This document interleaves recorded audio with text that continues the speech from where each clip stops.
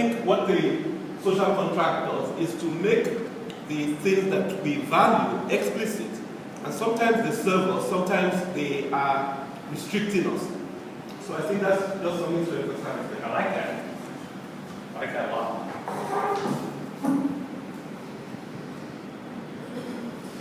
So, why do we do it? We explained some of them. But we need to kind of have that. The next thing is, what key statements do we want to make? That will act as our foundation principles. What are their values and how important are they? What assumptions are we operating with? Assumptions are very, very important to make it explicit. Even when we work with entrepreneurs, when an entrepreneur sends me their business plan or their PowerPoint deck and they present, the most important thing that's to me is what do the assumptions pages look like. Because the only thing I know about their financials and other things they're doing is that they're wrong. They always are. But the assumptions are what are really important. So what assumptions are we operating with? What are the behaviors that we want to emulate and encourage? The things that we think are positive and we want more of? What should each stakeholder be prepared to contribute? And what is it that they expect in return from their participation? What are they willing to commit to? What do we have to gain? Okay, what we're doing? And the last one is, what will be our commitment? This is about a practice and a commitment. There is a call to action, and everyone must commit to this. What I will suggest is your suggestions when you create the canvas, because this will be your canvas. It won't be my canvas or anyone else's. I'll give you some examples in a second of what these social contracts look like, and you may decide that there are things in there that resonate with you, other things that don't. But ultimately, you have to create something that's meaningful for you because this is your contract with each other. But it's always best to start with why. You know, why. The question of why touches on a different part of the brain than the what's and the hows. The what's and the hows are almost irrelevant. And one of our great poets in the U.S., Maya Angelou, said that long after people remember what you did for them, they'll remember how you made them feel. So ultimately, how people feel about something is absolutely important. And part of that is stimulated by, why are we doing this? Why should it matter? And for some of you who are talking, when entrepreneurs come in and pitch to us, there's 3 questions they have to answer. And it's the exact same 3 questions that every person in the community, that you're going to have to answer to every stakeholder in the community that you serve, which is, why you? Why now? Why should I care?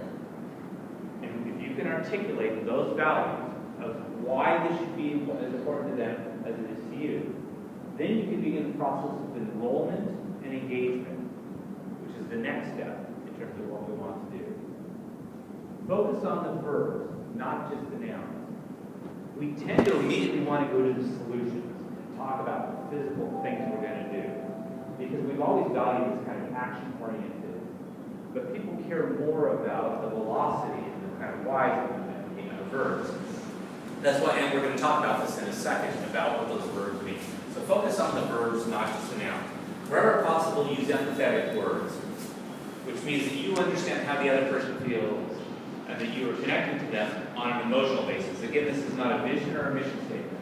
This is more like a value statement of what you're doing. And wherever possible, use linking language where possible, which means emotional stuff that will lead to a certain behavior, which will lead to a certain set of outcomes. So the kind of words that will connect these dots will be very, very important. And we presented this in the workshop or the conferences last 2 days, but for those of you who weren't there, basically what it is that we often want a set of outcomes. And the reason we're all here today is because there's a certain set of outcomes we'd love to achieve. We'll find out what those are. But it's not just about defining what those actions are we're going to have to do it. That'd be a business plan. We do X and this Y happens. What we were really saying is, instead of this is where to focus, is we really understand is that actions are all coming from behaviors, and behaviors are coming from beliefs. So how can we create a new belief system here in Ahmedabad? And how can we get people to feel and act differently than they had before? And so what this social contract will do is begin doing this.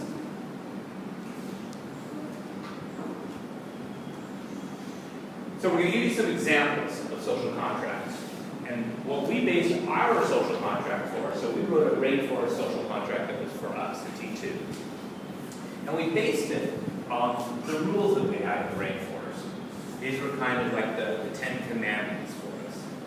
And we believed that we needed to be able to break rules and dream. That we needed to open doors and be friendly to others. We needed to be trusting and trustworthy. We needed to experiment and iterate together. We needed to be go for fairness, not advantage. We had to feel that we could fail, and we also felt that it was important to pay it forward. And do all of you understand the concept of pay it forward? So this is the social contract that we came up with. And I'll read it because it's small and you won't be able to see it. But it says, I am joining a global community of people who share a common faith in the culture of innovation and entrepreneurship. I am open to meeting anyone in this community. I understand that I will receive valuable help from others for free or at very low cost. I agree to pay it forward whatever positive benefits I receive. For every introduction I get, I will provide an introduction to another person. For every hour of advice I receive, I will give an hour of advice to someone else. For every risk someone takes with me, I will take a risk with a different person. I will give trust to others before expecting to receive trust in return. I will treat everyone fairly, and I will take advantage of no one. I will bring people together as none of us are as smart as all of us. I will dream, experiment, iterate, and persist. I understand that mistakes and failures are acceptable ways of testing new ideas. I will open myself to learning from others. I will help nurture learning in others. Each person is a role model for everyone else. I will live these ideals as a member of the RainForest community. And then what we do is we have people physically sign this. There's a ritual signing where people say, I accept these rules and I will live by these rules. When we did this, we created a social contract that was unique in Russia when I was there in February. And to date, we've had over 10,000 people sign the social contract. And so this is an ability not only for yourselves inside this room, but for you to let the rest of the community know that there is a new order here. You're equivalent of a chartered city. Hewlett Packard. So what was interesting is that after we had created our rules of the rainforest, I was doing some research for a talk, and I came upon the rules of the Hewlett Packard garage. Over 70 years old, these rules. Cardi Fiorina brought them back out and used it as part of the campaign when she was CEO of Hewlett Packard. But if you read them, eerily, they're very reminiscent of the same rules we have 70 plus years later. But back in the Silicon Valley 70 plus years ago, most of the world didn't even recognize these kinds of rules. Believe you can change the world. Work quickly, keep the tools unlocked, and work whenever. And this is the actual garage. Share tools and ideas and trust your colleagues. There's that word trust. No politics, no bureaucracy. And then parentheses it says, these are ridiculous in a garage. I like that. The customer is the one who defines the job well done. Not you, the customer. It's one of the beefs I had about innovation. The market determines what is innovative, you don't. Radical ideas are not bad ideas.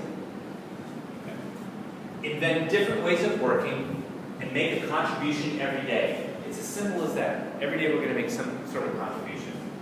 If it doesn't contribute, it doesn't leave the garage. Believe that together we can do anything. Margaret Mead said that. Never underestimate that a small handful of people can change the world, when in effect it's the only thing that ever has. A small group of committed people can change the world. And the last one just says invent. So this is their simple rules. But 70 plus years later, it's incredibly powerful for what they're doing. So the social contract in action has three distinct parts. There's a past, a present, and a future. Just the way we think. You come and say, this is what we assume. We all came into this room, and we all have assumptions. We all do. The question is to put those assumptions out on the table. Okay? When we did the Palestine contract, we said, we assume you're not going to understand why we're giving you services instead of capital. We assume you're going to be confused, you'd rather have the money. Those are assumptions. We recognize them. But second, this is what we expect. So we told them we expect you to show up, be present, do the work that's asked of you, and be respectful of those who are giving their time. And the third part is the future. It's just, this is what we commit to. You can also say this is what we hope for. Nothing wrong with putting your desires and dreams in there. We hope with these entrepreneurs that we work with that if they felt valued in what they're doing, that they would give back to the community. This is in our own rainforest. And the dimensions we can, this is where I can give you some sample words of what we've seen. Is that you can see the past, present, and future. And of course, there's values that are associated with the past. So we say, we honor. The word honor pays homage to the past. The present is this is what we expect. And the future is trust and commitment. So these are hard words to talk about. In terms of our belief systems, we assume, we believe, we feel, we hope. And then states of being. We have to acknowledge that we are human beings. And therefore, part of that being is we acknowledge, we are, we will act. These are personal values and commitments, not just group dynamics and commitments. So we just did this engagement in Western Michigan. So I want to give you the sense of how a region wrote their social contract. And they did this all on their own as a group process as you're going to do, which is, I am engaging in an inclusive, collaborative community of partners who will stretch and grow innovation and entrepreneurship in Western Michigan. I am committed to growing our rainforest to be inclusive and racially diverse. So for them, that was a very, very important explicit statement to make, being racially diverse. I will embrace risk, knowing it might lead to failure, confident that it will generate regional prosperity. I will be open to new ideas, new people, new opportunities, and new ways to contribute to the entrepreneurial ecosystem of Western Michigan. And I agree to pay it forward. Again, they took this basically from ours, from our rainforest. In fact, I think they did, they said, you know, I will always operate with integrity, and I will acknowledge both our successes and failures and agree to celebrate and have fun with both. So again, that was another one. So now we actually get to create our social contract. I think you have enough information. I don't want to go any further. The way we're going to do this is we're going to start with word, what we call word clouds. And so we generally have the group come up, and on the whiteboard, I assume these are whiteboards, or is it whiteboards around? We can use it in different places. We can even write them around the room. And these are all whiteboard markers on the table, so I just want to make sure they're not permanent. Yeah, so they're not ready for the team yet. We'll run into that. But there's a set of make sure they're whiteboard markers and not permanent ones. Yeah, yes, so they are all whiteboard markers. Perfect. So what I'd like you guys to begin doing is just writing up words that are important to you, that resonate. They may be words that you've seen appear, but they may be things. So if you think about a social contract, the social contract is an embedded set of values and beliefs. And the question is we start with just by putting the words that will become the core of that. We can string the words together with other language. Well, what are the core words you want to make sure are part of it? And so I encourage you to get up and just begin writing on these boards. Obviously, there's going to be duplications and redundancies. We're going to see that. Maybe about 5-10 minutes.